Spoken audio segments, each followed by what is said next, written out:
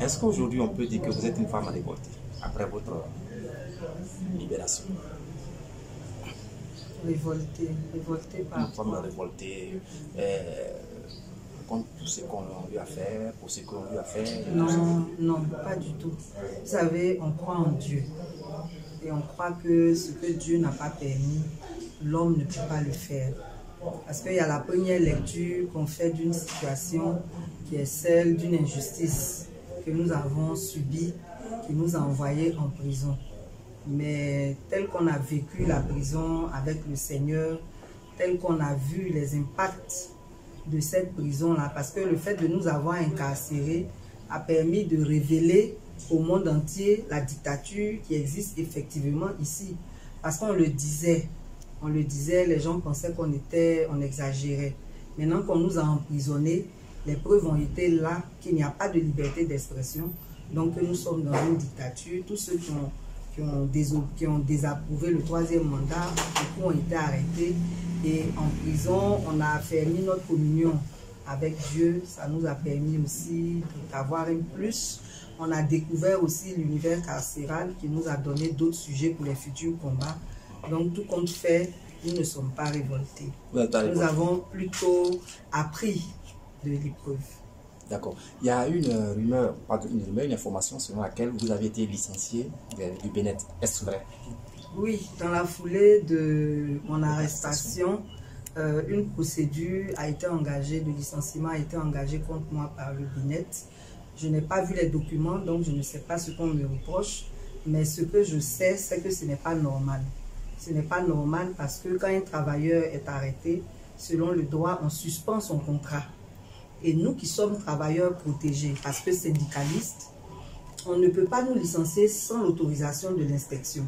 Mais l'inspection ne peut pas non plus autoriser notre licenciement si elle ne nous a pas entendus. Dans le cas d'espèce, il n'y a pas eu, la procédure n'a pas été respectée, l'inspection ne nous a pas entendus, elle a autorisé le licenciement. Donc on a été victime d'un licenciement abusif. Licenciement abusif. Alors, est-ce que vous avez le sentiment que votre interpellation en emprisonnement est plus liée au fait qu'on veuille vous ramollir, ou bien c'est parce qu'on veut faire entendre la justice? Non, c'est forcément une forme d'intimidation, puisque tout le monde était contre ce troisième mandat parce qu'il est anticonstitutionnel, mais tout le monde ne l'a pas manifesté. C'est nous qui avons osé lancer un appel qui, par la grâce de Dieu, a été suivi par les Ivoiriens. Donc, finalement, nous pensons que c'est une tentative d'intimidation. Une tentative d'intimidation. Mais est-ce que vous, aujourd'hui, vous avez le sentiment que la politique en Côte d'Ivoire est faite autrement? Est faite autrement. Oui, autrement, pas dans le sens du bonheur pour le bonheur des Ivoiriens, mais plus pour régler des comptes. C'est évident que les gouvernants actuels ne font pas ce qu'il faut pour rendre le peuple heureux. Du point de vue légal, il y a eu beaucoup de violations constitutionnelles, surtout dans l'organisation des élections. Du point de vue social, actuellement même nous subissons un délestage qu'on aurait pu éviter. Hein? C'est dû à une négligence. Il y a une turbine à Azito qui n'a pas été réparée. Moi, j'estime que de bons gouvernants, ce sont des gens qui prévoient. Ce sont des gens qui font de la prospective. Quand vous savez que cette turbine est importante pour le peuple, vous vous arrangez pour la réparer avant la saison sèche. Parce que les barrages, quand c'est la saison sèche, ils ne fonctionnent pas à 100% parce que le débit des eaux baisse. Du coup, il n'y a plus assez d'énergie. Donc, les Ivoiriens souffrent. Il y a beaucoup qui mangent une fois par jour quand ils ont de la chance. Il y a beaucoup qui sont au chômage. Il y a beaucoup de problèmes. Même dans les hôpitaux, les gens ont du mal à se soigner. Donc, d'une façon générale, nous pensons que les Ivoiriens ne sont pas heureux. Et si les Ivoiriens ne sont pas heureux, c'est parce qu'il y a une mauvaise gouvernance. Justement, quel est le rêve de Mme Pichoui Barré pour la Côte d'Ivoire? Mon rêve pour la Côte d'Ivoire, c'est d'abord une Côte d'Ivoire réconciliée. On a connu une longue crise depuis 2002 et on n'est pas encore réconcilié. On a encore des prisonniers politiques, on a des exilés. Donc mon rêve pour la Côte d'Ivoire, c'est d'abord la réconciliation nationale. Après la réconciliation nationale, c'est la bonne gouvernance. Parce que nous pensons que s'il y avait une bonne gouvernance, une gestion équitable des ressources, le peuple serait heureux. Nous pensons qu'il y a beaucoup de filières qui rapportent. Mais comme il y a des détournements de la part des gouvernants, les ressources ne vont pas là où elles doivent aller. Aujourd'hui en Côte d'Ivoire, notre expérience nous a montré qu'il y a des zones de production où il n'y a pas de route. Ça, c'est pas normal. On dit que notre pays repose sur l'agriculture. Est-ce que c'est normal que des zones de production ne puissent pas avoir de route pour que les pauvres paysans puissent écouler facilement leurs marchandises? Ça les expose à des acheteurs véreux qui se déplacent vers eux et donc qui fixent les prix qu'ils veulent. Donc les prix officiels même qui sont déjà très bas ne sont pas appliqués. En Côte d'Ivoire, on a encore des gens qui n'ont pas l'eau potable. Quand on sait que l'eau potable est liée à la santé, c'est très grave, alors qu'on veut être émergent. En Côte d'Ivoire, il y a encore des zones où il n'y a pas d'école. Des enfants marchent encore des kilomètres pour aller à l'école. Il y a des villages où il y a des écoles de fortune, sous des appartements. En tout cas, il y a beaucoup de problèmes. Beaucoup de problèmes que nous pensons qui peuvent être résolus sur la base de la volonté politique seule. Parce que pour nous, les gouvernants gaspillent l'argent à vouloir se maintenir au pouvoir. C'est-à-dire que quand ils sont au pouvoir, ils utilisent l'argent du contribuable pour la politique, pas pour le bien-être du peuple. Ça devait être l'inverse. On fait la politique normalement pour rendre le peuple heureux. Mais les gens font la politique pour eux-mêmes. Là où ils investissent, c'est sur les questions qui concernent comment se maintenir au pouvoir. Et puis on laisse le peuple pour compte, on les amadoue pendant les périodes électorales. Et puis après on ne tient plus les promesses. Donc vraiment, mon rêve pour la Côte d'Ivoire, c'est la réconciliation et un développement équitable. Justement, pour la Côte d'Ivoire, sur la Côte d'Ivoire, quelle est la personnalité politique que vous admirez? Je n'admire personne. Quelle est la femme à qui vous voulez ressembler au plan international ou bien au plan local? Ça, ce sont des questions qui m'ont jamais traversé l'esprit. Moi, je considère que chacun doit suivre sa voie. Chacun naît avec son étoile, avec le plan de Dieu pour sa vie.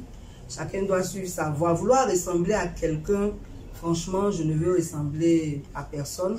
Mais il y a des personnes dont j'admire les qualités. Il y a Madame Simone Gbagbo, qui a un parcours de lutte qui est assez admirable. Voilà. Mais sinon, voilà. Simone Gbagbo appelle une autre Simone de Beauvoir, qui disait on n'est pas femme, on devient. Est-ce qu'elle a raison? Vous savez, moi, par rapport à mes croyances, je ne suis pas féministe. Je suis pour les droits de la femme. Parce que j'estime qu'au plan social, la vie, la femme éduque les enfants, la femme prend soin de tout le monde. C'est la femme qui apaise tout le monde au plan social. Elle gère son mari, elle gère ses enfants, elle est le pont entre tous les membres de la famille. Elle nourrit la famille. Vous voyez les femmes rurales, elles sont très admirables. C'est elles qui font tout. C'est elles qui travaillent au champ. C'est elles vraiment. Moi, j'estime que être femme, c'est vraiment la meilleure chose qui puisse être. C'est un beau rôle. Il faut en être fier. Seulement, on doit exiger le respect. Le respect de notre personne, le respect de nos droits. Voilà. Mais les histoires d'égalité, là, franchement, c'est pas mon truc. Et un poste ministériel, si on proposait un poste ministériel je ne suis pas pour travailler avec n'importe quel gouvernement. Parce que quand vous entrez dans un gouvernement, ça veut dire que vous êtes comptable de tout ce que ce gouvernement fait. Vous devez avoir la même vision, ce que vous voyez. Donc, nous, on lutte. C'est aujourd'hui que je suis au chômage. Sinon, j'avais mon travail. On ne lutte pas pour un poste, on lutte pour le bien-être des Ivoiriens. Si on doit servir les Ivoiriens à un poste ministériel, il faut que ce soit avec un gouvernement que nous approuvons dont nous approuvons les méthodes, dont nous approuvons la vision. Donc un poste ministériel, oui, mais pas avec n'importe quel gouvernement. Avec quel genre de gouvernement? Un gouvernement qui est dans la même ligne que nous, qui est dans la même vision que nous, qui travaille pour le bien-être du peuple, qui n'oppresse pas, qui respecte les lois. Qu'est-ce que vous avez à proposer à la Côte d'Ivoire? Ce que nous avons à proposer à la Côte d'Ivoire, c'est une nouvelle mentalité. Il y a plusieurs partis qui se sont déjà succédés au pouvoir, en dehors du fait que nous sommes aujourd'hui sous une dictature. Pour le reste, en matière de gouvernance, il n'y a pas de grande différence dans ce que les uns et les autres ont fait. Chaque gouvernement est venu avec cet art et nous pensons que les politiciens ont détruit la jeunesse. Donc ce que nous voulons pour la Côte d'Ivoire, c'est une jeunesse plus responsable. C'est pour ça que nous faisons la promotion du concept Pro Côte d'Ivoire. On ne veut plus des jeunes qui suivent des personnalités pour les suivre comme des moutons. On dit oui, je suis X, tout ce que X dit, c'est bon. Non, il faut réfléchir. Vous êtes allé à l'école, vous avez une capacité d'analyse. Il faut arriver à faire en sorte que les jeunes Ivoiriens soient plus responsables, qu'ils ne fassent plus de suivisme, qu'ils aient confiance en eux, mais qu'on crée aussi les conditions pour qu'ils s'épanouissent dans leur propre pays. Parce que c'est les mauvaises politiques qui font que les gens tombent dans la migration, ils s'en vont mourir en mer de façon vraiment inutile. Parce que même les fonds qu'ils investissent pour aller mourir en mer, ils auraient pu investir ici pour commencer une petite affaire. Donc, nous rêvons d'une Côte d'Ivoire où les jeunes seront beaucoup plus responsables, mais où le cadre leur permettra de s'épanouir chez eux. Donc, il faut que les gouvernants mettent en place une politique où la corruption est bannie, parce qu'il y a beaucoup de jeunes qui entreprennent, mais les entreprises vont nulle part. Le CPC va vous dire, on crée 50 000 entreprises par an. Mais il y a combien d'entreprises qui subsistent quand dans l'attribution des marchés, les gens se taillent la part belle? On ne laisse pas les petites entreprises bénéficier de ce à quoi elles ont droit. Ceux-mêmes qui attribuent les marchés ont des entreprises parallèles pour détourner ces marchés-là.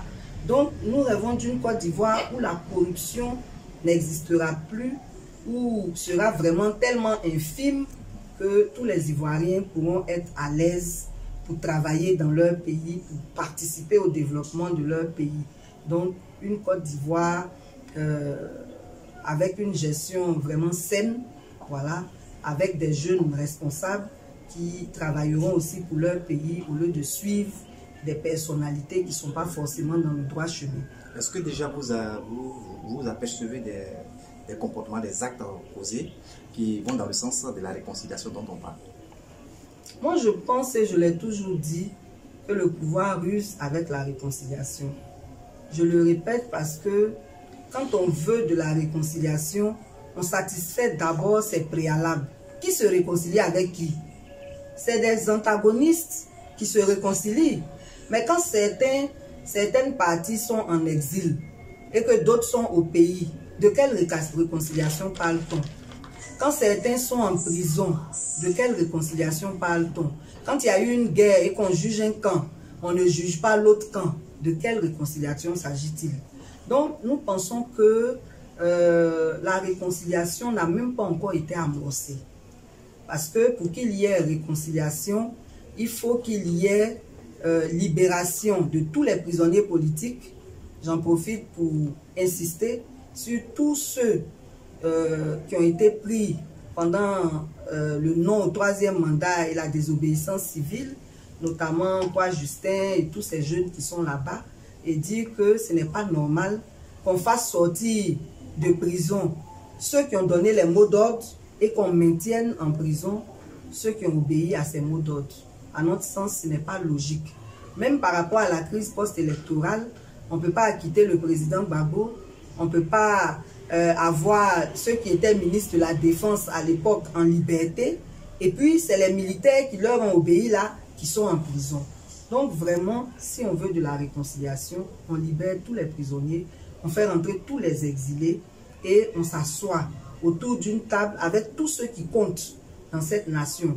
partis politiques comme société civile, et ensemble, on engage un dialogue inclusif, parce que la réconciliation, ce n'est pas seulement la libération des prisonniers ou le retour des exilés. On l'a dit tantôt, c'est un vaste programme qui inclut la résolution de certaines questions qui ont divisé les gens. Les problèmes fonciers ont divisé les gens. Il faut que ça soit réglé. On a des problèmes avec la nationalité, on a beaucoup de problèmes qu'il faut régler. Donc c'est tout ça qui va contribuer à la réelle réconciliation. Et il faut que aussi ceux qui ont été des bourreaux hier aient l'humilité de venir présenter publiquement leurs excuses au peuple. Parce qu'on connaît, heureusement on est des contemporains de toutes les crises qui se sont passées, on sait qui a fait quoi. Il faut que ces personnes-là aient le courage de venir s'excuser. Ça apaise les victimes et puis on essaie de voir aussi comment réparer ce qui peut l'être. Voilà, c'est tout ça là qui va emmener la réconciliation.